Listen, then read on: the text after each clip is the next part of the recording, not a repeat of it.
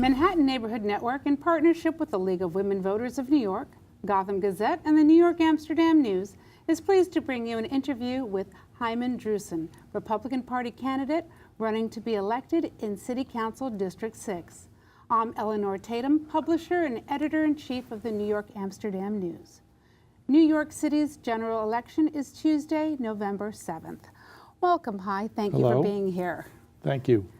So, the Upper West Side elementary schools have been criticized for being economically and racially segregated. How would you address this issue if elected to the council? What I would do is something which you'll never hear Mayor de Blasio propose, which is create more charter schools. Because the real problem here is not integration, segregation, whatever, it's how well students do, especially minorities, which is really what we're talking about here. And it's been shown in study after study that charter schools are better for all students, especially though for minorities. And yet they're adamantly opposed by a mayor who is very pro, racial harmony. Why? Because he is being funded by the United Federation of Teachers, the UFT. Okay, but I'm not sure how creating charter schools is going to help make these schools more economically and racially more balanced. They will create schools which will result in successful student outcomes for the students who attend, the minorities who attend. And I think that's more important than anything else. Well, I think there's a combination, because some of the schools on the Upper West Side are very successful, some are not. But there is not a balance, and we all know that in this country, that where we have students that know each other, and when we have communities that are integrated, where people know about people that are different from each other, we have people that are more successful in general. So children need to know about children that are different from each other. I don't think so. I don't think so? that's true. I think what makes students excel, including or especially minorities, is the quality of the teaching and the atmosphere in the school, not the color of their... So you think it's fine to have schools that are 100% black and Hispanic and 100% white? If you had a charter school that was 100% black, where all the students succeeded very well, there would be nothing wrong with that. The American Museum of Natural History, Gilder Center expansion, has called for the construction of a new museum building that would occupy a quarter acre of what is now the Theodore Roosevelt Park. What's your position on this expansion? My position is I favor the expansion, even though I recognize the fact that the people who live right near there and who are used to walking their dogs or whatever in that quarter of an acre are beyond adamant about opposing it.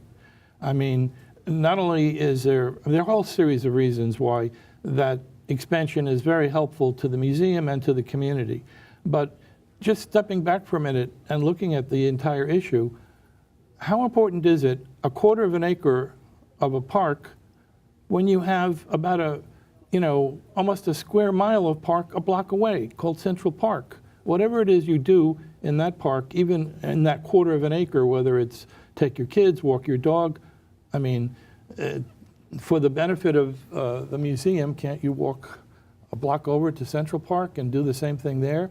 I recognize I've immediately lost the votes of all the people whose sole issue revolves around this point.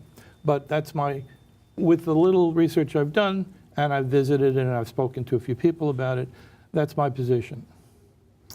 Now, what would you do to... By the way, that happens to agree with the current incumbent Democrat City Council member, Helen Rosenthal, who supports it and can more eloquently explain why. I'm sorry, go ahead. What would you do to work to ensure the preservation of landmarks in your district? I wouldn't do anything. The Landmark Commission is doing a fine job. There's nothing they have to do beyond that. The fact of the matter is that landmarking is, I think, at a fine point now, maybe even beyond a fine point. Right next to my building, there's a synagogue which wanted to it had to either close up, it was broke, or it had to sell its land to redevelop and then put the synagogue in the bottom.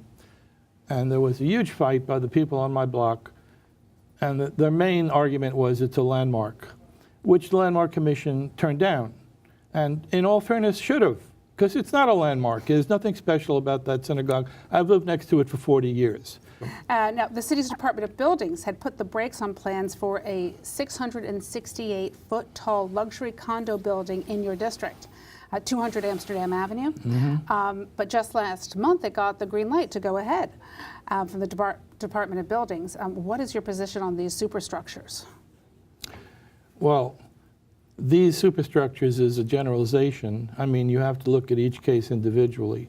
I mean, when there were when Donald Trump, if I can use a word that will make me lose the election by just saying that name, was going to redevelop the land along the Pennsylvania Railroad tracks, and he proposed this huge, tall building, which would have been the tallest in the city or in the world, with a radio tower, a TV antenna.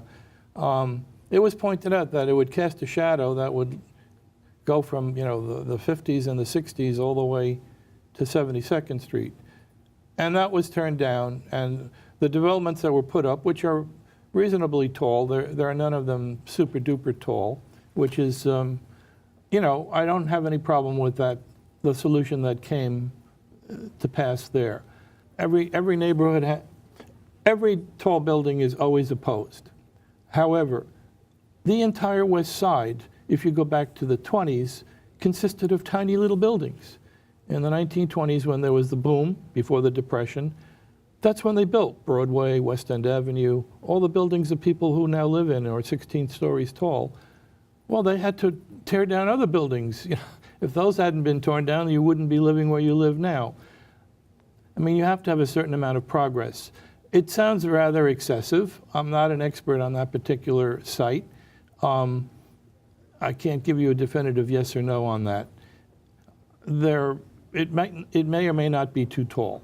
That's all I can say. Okay, now do you support the mayor's proposal of a 2.5% mansion tax for property sales of homes priced over $2 million?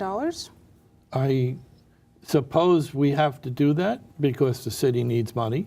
And the reason the city needs money, generally speaking, taxes are a very bad idea for a lot of reasons, and not just because it hurts a person, in his pocketbook.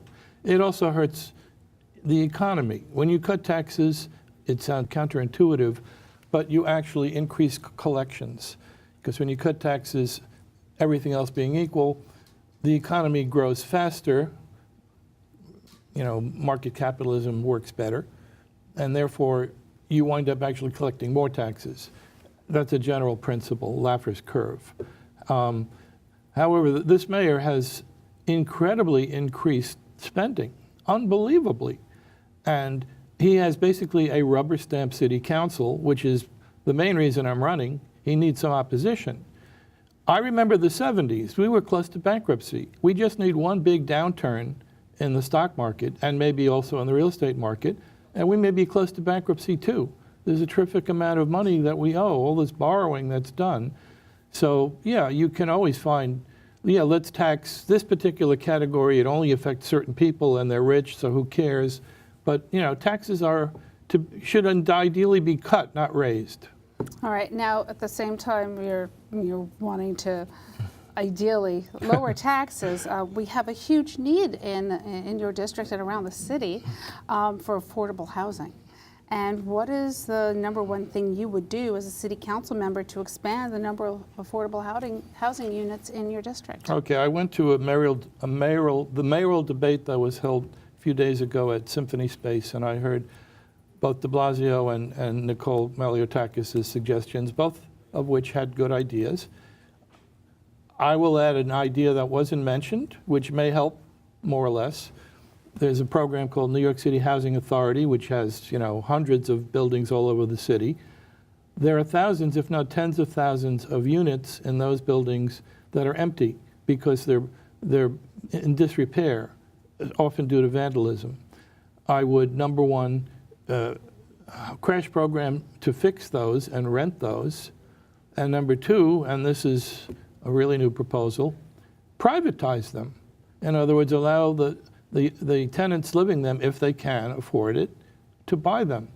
Because rule of life, an owner will take better care of his apartment than a renter. And it certainly will improve things in general to have owners rather than renters.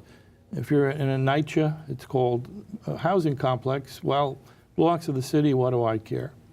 I mean, this is sort of a generalization, but it applies in certain cases. All right, so if the people in NYCHA, for the most part, are low-income earners, how much would you propose that these apartments cost? I don't know. I haven't thought it out that much, but maybe a special, low rate can be offered to them, maybe with very good terms. Owning a house, owning an apartment, whatever, is a definite plus. I don't think anyone would argue with that, even though the city is mostly renters. And the city would continue to manage the buildings? Good question. Well, once again, I haven't thought out all the, yeah, there's a good question. I mean, what if some people buy and the others are still on regular NYCHA? Who runs the building? I mean, I haven't thought that out. I'm sure there can be a way that we can figure out an answer to that question. Probably it continues to manage the building until majority or even supermajority of the apartments are bought, in which case it would be run by the tenants. I would imagine, just thinking on my feet here or while I'm sitting. Well, listen, thank you so much for coming You're in today. These are hard questions. It's a pleasure to talk to you. Thank you. The general election is on Tuesday, November 7th. For more information about voting, locating your poll site, and the candidates, you should visit the League of Women Voters website, lwvnyc.org, gothamgazette.com, amsterdamnews.com, or mnn.org. Thank you for watching Manhattan Neighborhood Network. Have a great day.